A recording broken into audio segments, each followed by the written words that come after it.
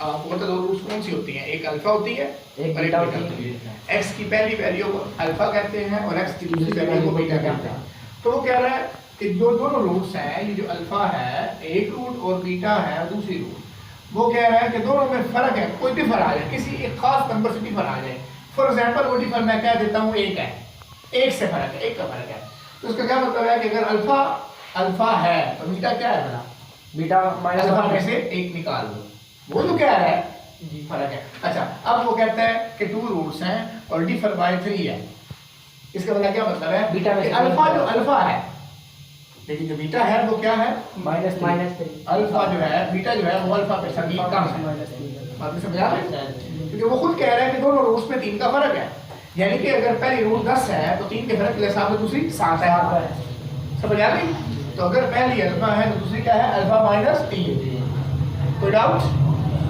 अगर वो कहता है कि दोनों का फर्क जो है, डिफरेंस जो है वो है 5, डिफर बाय 5, तो अगर अल्फा अल्फा है तो बीटा क्या होगी अल्फा माइनस 5। समझ लगी? कोई डाउट? अब इस चीज को समझते हुए हम क्वेश्चन करते हैं और क्वेश्चन को वो कहते हैं फाइंड एच। क्वेश्चन आ रहा है फाइंड एच। एच मालूम करें if the roots of equation, if the roots of equation दी हुई है x square minus h x plus 10 equals to 0 differ by 3, differ by 3 का फर्क है, कोई बात आ गई। अब करना क्या है हमने, फाइंड एच, एच तो मालूम करना है, वो तो मालूम करने वाली बात हो गई, इसलिए इसको तो हमारी परेशानी नहीं है। आगे वो कह रहा है ये इक्वेशन दी हुई है तो सबसे पहले मैं इक्वेशन लिख दूंगा। इक्वेशन क्या है x square minus h x plus 10 is equal to 0। कोई डाउट? अच्छा अब इसके बाद मुझे पता है जनरल इक्वेशन क्या है a x square plus b x plus c is equal to 0। A की कीमत 1, बी की कीमत क्या हो गई माइनस एच, ठीक हो गया, और सी की कीमत क्या हो गई 10। ऐसे ही हो गया। अब ये भी बात आ गई। उसके बाद वो क्या कर रहा है रूट्स की बात दे रहा है। क्या बात कर रहा है रूट्स। तो रूट्स का मतलब हो गया अल्फा और बीटा। क्या हो गया अल्फा बीटा। और कंडीशन क्या दे रहा है कि डिफर बाय 3 है। इसका क्या मतलब है कि अगर अल्फा तो अल्फा है, कंडीशन दे रहा है कि अगर अल्फा अल्फा है तो जो बीटा है वो क्या है अल्फा माइनस 3। कोई डाउट? कोई प्रॉब्लम? अच्छा अब मुझे आप एक बात बताएं, अब हम कंडीशन की तरफ जा रहे हैं। सम का क्या मतलब था अल्फा प्लस बीटा। क्या था अल्फा प्लस बीटा। तो ये आ गया अल्फा प्लस बीटा। अल्फा कौन है? अल्फा ही है। अल्फा कौन है? अल्फा ही है। ये जो अल्फा है ये अल्फा ही है। प्लस का प्लस बीटा कौन है? अल्फा माइनस 3 है। अच्छा इसको अभी मैं मिटा रहा हूँ।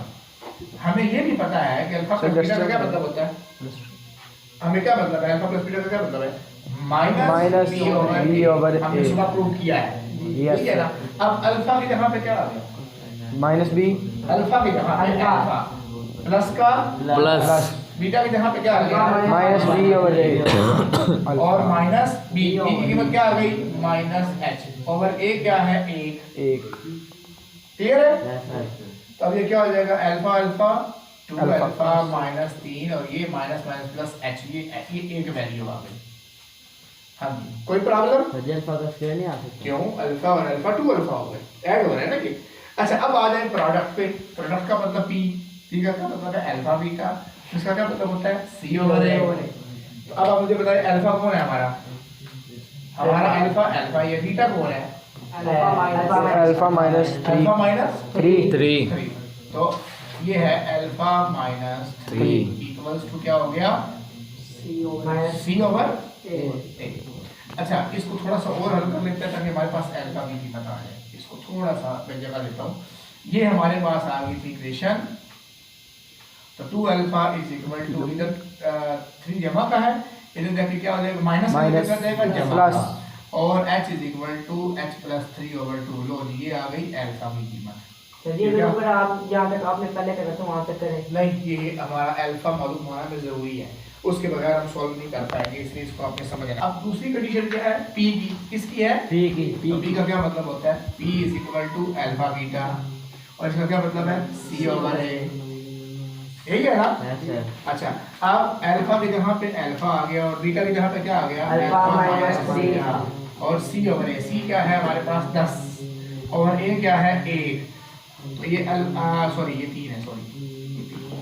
अब अल्फा अल्फा अल्फा का स्क्वायर, ये अच्छा मल्टीप्लाई में। हाँ तो जाहिर मल्टीप्लाई हो रहा है ना, तो -3 अल्फा इज इक्वल टू 10, तो ये क्या हो जाएगा, अल्फा स्क्वायर -3 अल्फा इधर प्लस 10 से लेकर क्या हो जाएगा -10 इज इक्वल टू 0।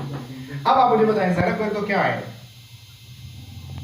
10 और माइनस कर तो क्या है 3। ऐसा जोड़ा बनाना है जिसको जरा कर तो क्या है 10 और माइनस कर तो क्या है 3 2 5 5 और 2, वेरी गुड। तो ये क्या हो जाएगा अल्फा स्क्वायर 3 2 अल्फा और 5 अल्फा और -10। अब मुझे आप ये बताइए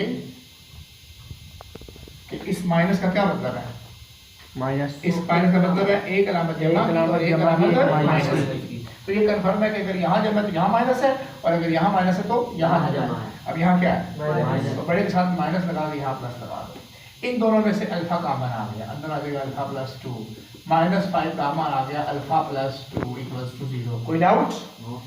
अच्छा, अब इसको हमने समझना है, चलो ये यूज हो जाएगी, फिर तो ये यूज हो जाएगी, हमें इतना लंबा जाने की जरूरत ना है, ठीक है।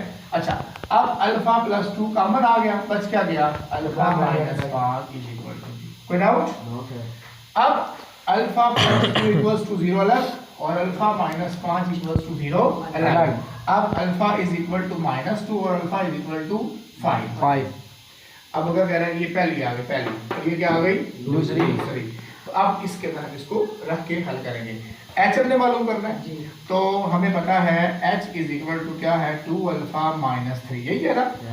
तो अब जरा देखिए h is equal to 2, alpha क्या है -2 -3, तो h इज इक्वल टू क्या हो जाएगा -4 -3, तो h क्या हो जाएगा -7। तो h की कीमत क्या होगी -7, अगर अल्फा होगा -2, ठीक हो गया।